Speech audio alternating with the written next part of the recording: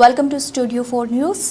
ప్రకాశం జిల్లా గిద్దలూరులో గల సగిలేరు ఇరిగేషన్ పంట కాలువ పూర్తిగా చెత్తాచెదారం పూడికలతో ముళ్ల కంపలతో నిండిపోయింది. అధికారులు ఎప్పుడు స్పందిస్తారో ఈ పూడిక తెలియించి ఇక్కడ వర్షపు నీరు ఎప్పుడు ప్రవహిస్తుందో దీనికోసం వేచి చూస్తున్న రైతులు. మామూళ్ల మత్తులో ఉన్న ఇరిగేషన్ అధికారులు సప్లై ఛానల్ కాలువ వెంట భూ కబ్జాదారులు ఆక్రమణలు చేసి బిల్డింగ్ కూడా కట్టిస్తూ ఉన్న వ్యాపార సముదాయాల కోసం అదే సప్లై ఛానల్ వెంట గోడలు కట్టిస్తూ సప్లై ఛానల్ కాలువలను ఆక్రమించుకుంటున్న నియోజకవర్గంలో ఉన్న చెరువులలో నుంచి మట్టిని ఇటుక బట్టీలకు సప్లై చేస్తున్నా కూడా సంబంధిత ఇరిగేషన్ అధికారులు పట్టించుకోకుండా వారి స్వలాభం కోసమే ఉన్నారంటూ ప్రజలు వాపోతున్నారు. ఈ చెత్తాచెదారం వలన విపరీతమైన దుర్గంధం మరియు దోమల ఉత్పత్తి పెరిగి ప్రజలు రోగాల బారిన పడే అవకాశం ఎక్కువగా ఉందని ప్రజా సంఘాలు ఆవేదన వ్యక్తం చేస్తున్నారు.